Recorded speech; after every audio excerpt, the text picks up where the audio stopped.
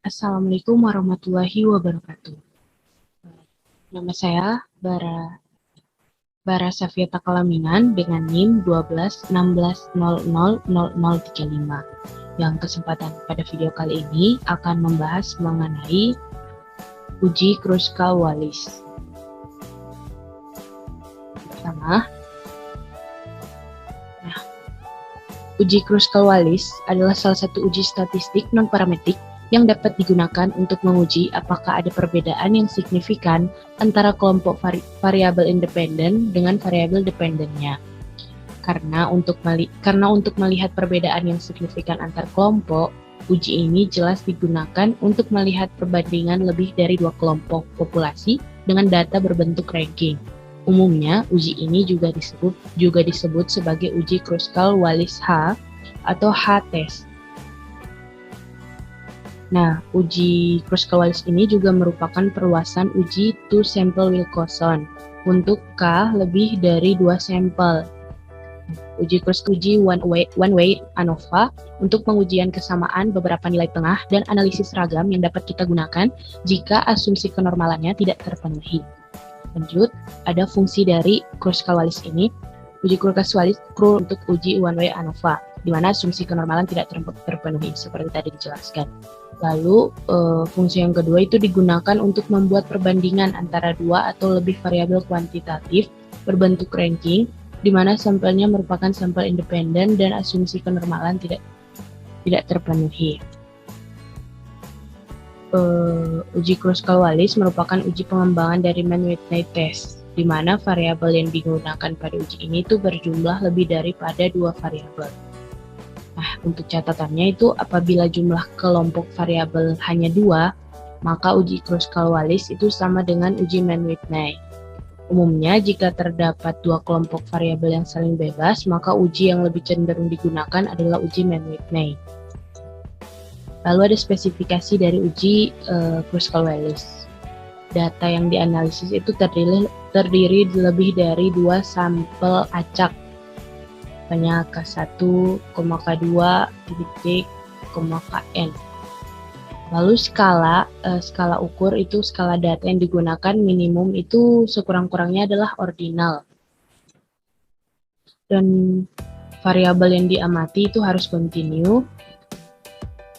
Dan jenis skala untuk variabel dependen adalah ordinal. Dan ini adalah rumus dari uji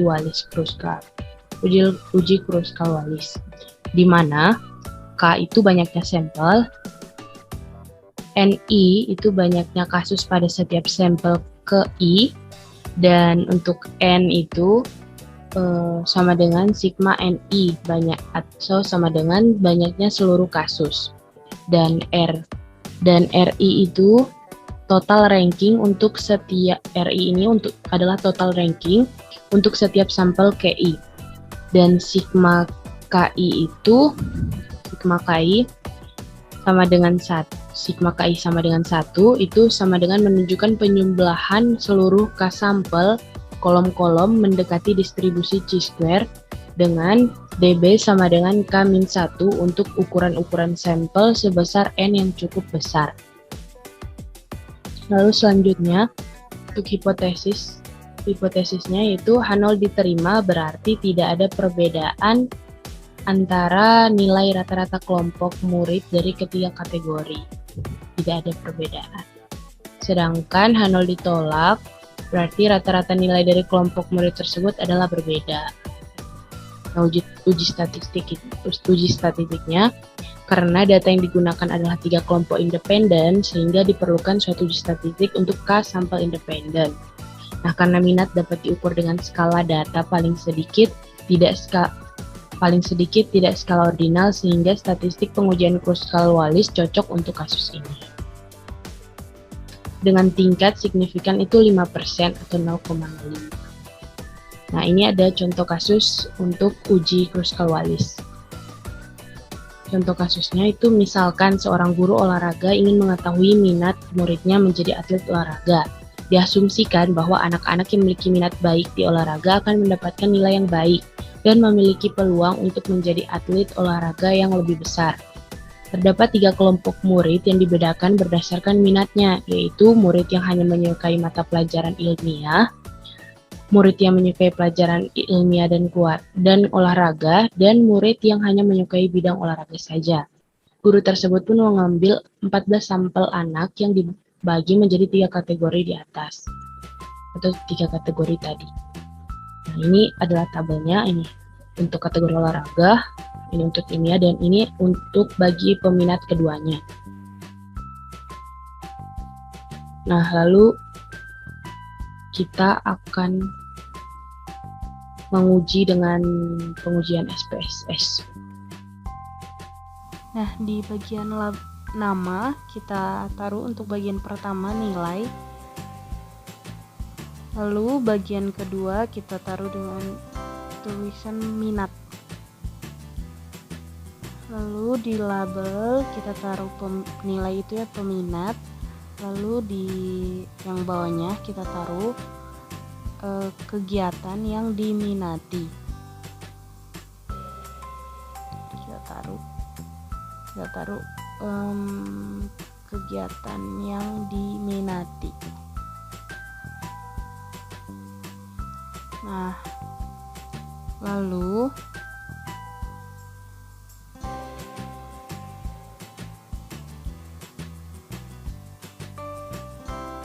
bagian desimalnya kita nolkan, bawah juga kita nolkan. Lalu untuk value-nya yang bagian minat itu kita beri labelnya.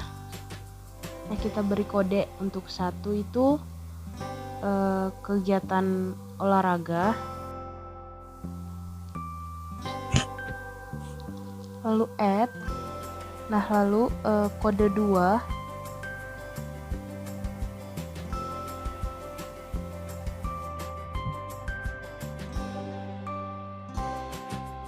bagian 2 kita isi dengan ilmiah. Lalu bagian 3 kita isi dengan peminat keduanya atau keduanya saja.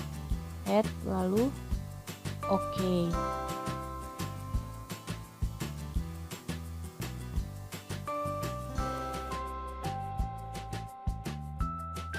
Lalu bagian usernya kita yang nilai kita taruh scale, lalu yang minat kita taruh nominal.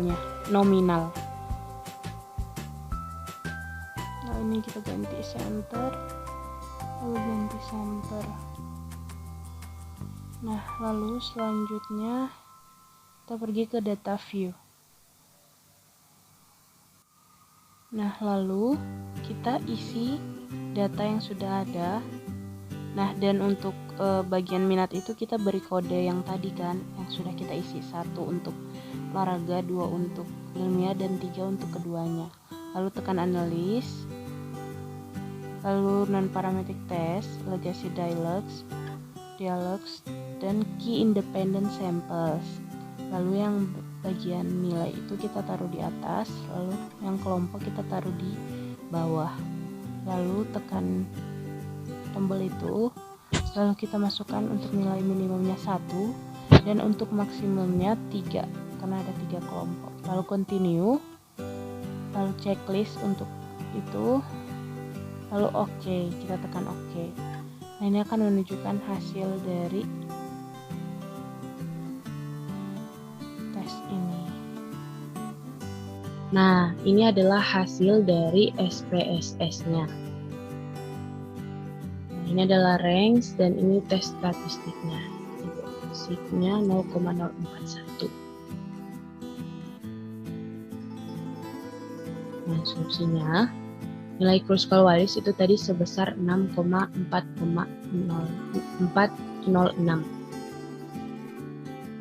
Kruskal-Wallisnya 6,406 dan untuk nilai SIG itu sama dengan 0,041 yang berarti itu kurang dari 0,05 atau tingkat signifikannya, maka berarti H0 ditolak. Nah, kesimpulannya, rata-rata kelompok nilai tersebut adalah berbeda atau terdapat perbedaan pada nilai rata-rata kelas A dan kelas B. Sekian dari saya. Wabillahi taufiq wal hidayah. Wassalamualaikum warahmatullahi wabarakatuh.